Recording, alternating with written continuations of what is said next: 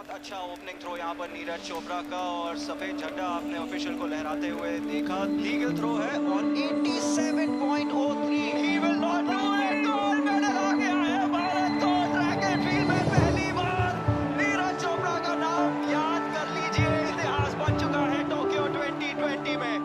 नमस्कार जी, मैं Neeraj Chopra, javelin thrower, Tokyo Olympic में गोल्ड जीता था।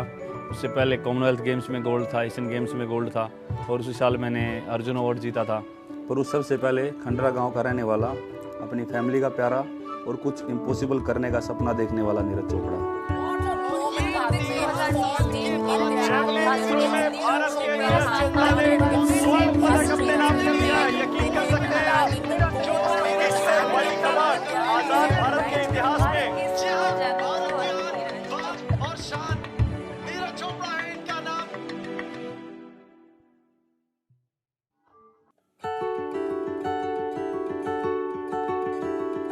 तो वैसे तो मतलब गांव में नॉर्मली था नहीं कुछ स्पोर्ट्स का माहौल, वैसे कुछ थोड़ा बहुत कभी क्रिकेट कभी वॉलीबॉल ऐसे खेल लेते थे।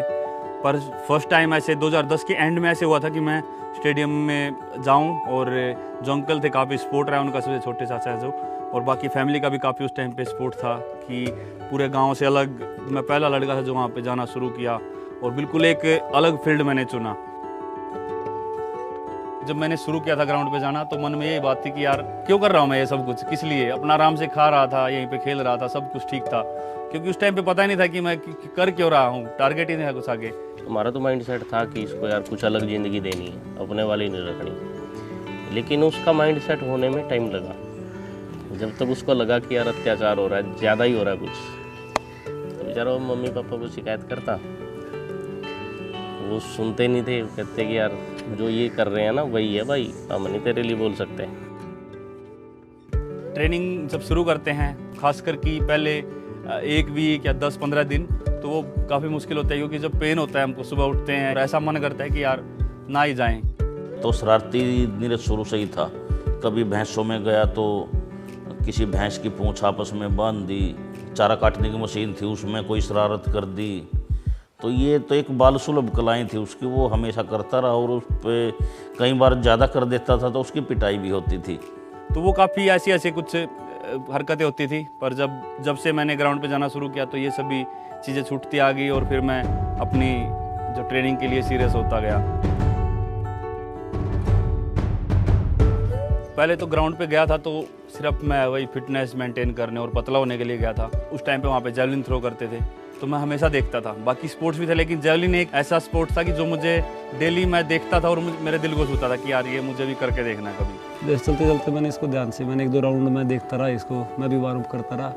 फिर मैंने इसको पूछा कि तू मेरे को एक बार थ्रो करके दिखा दे। जब मैंने थ्रो करके दिखाया सभी को तो 40 मीटर के आसपास 15-20 दिन में वो कवर किया था।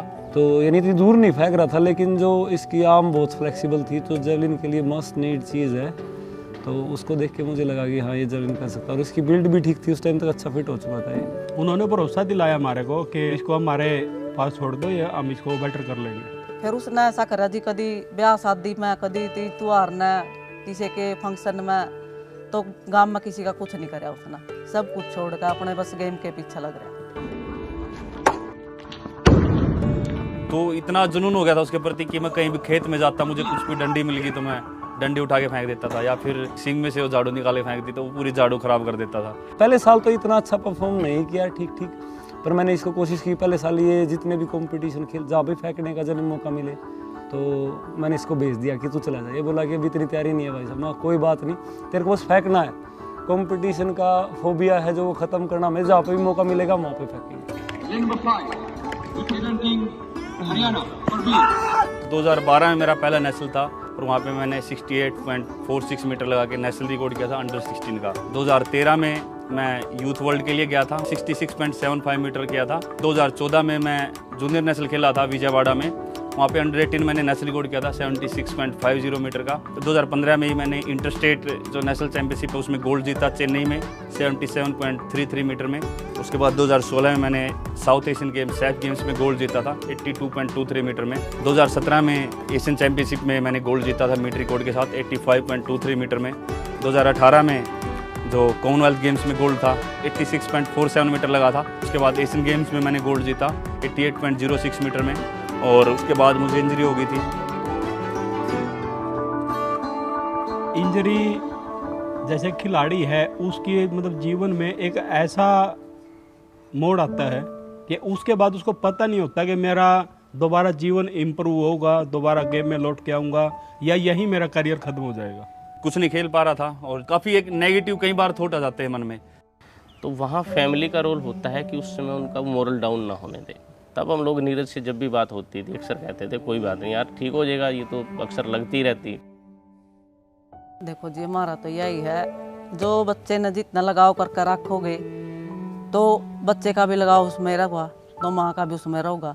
हम तो ये कम है, देख घर बैठा कुछ नहीं है जी, बाहर छोड़ कर सब कुछ है, या तो देख माँ ममता छोड़नी पड़ेगी। मैंने मन में ये चीज़ बैठा ली थी कि ये एथलीट की लाइफ है और एथलीट की लाइफ में ये चीज़ जुड़ी हुई है।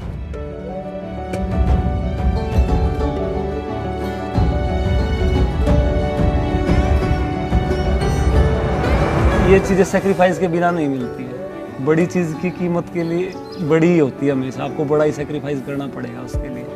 और नीरज में वो ताकत है सेक्रीफाइस करने की, तो उसने समझा उस चीज़ को, तो आज हमारे लिए देखिए गोल्ड मेडल जीत के आया है।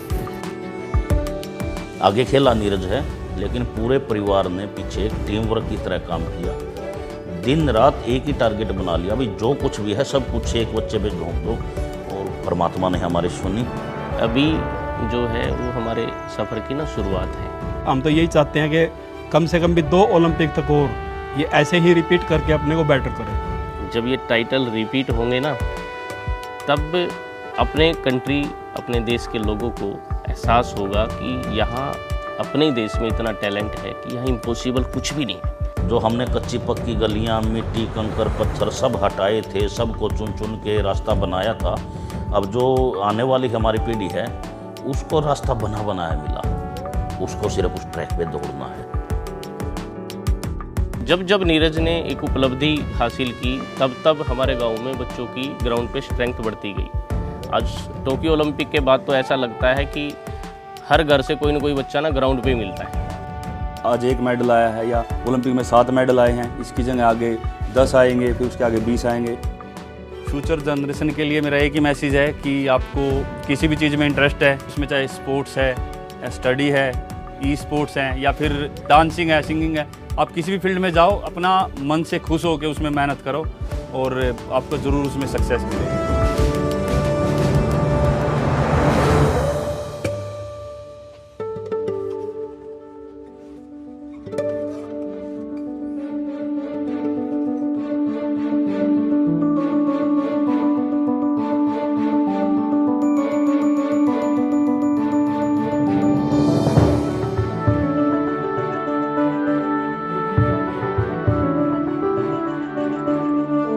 मैंने अपनी लाइफ में एक ही बात सीखी है, हार जीत तो लगी रहती है, हमारे हाथ में सिर्फ मेहनत है। कोई इम्पॉसिबल चीज़ लगे तो उससे डर के दूर नहीं भागना है, उसकी तरफ जंप करना है।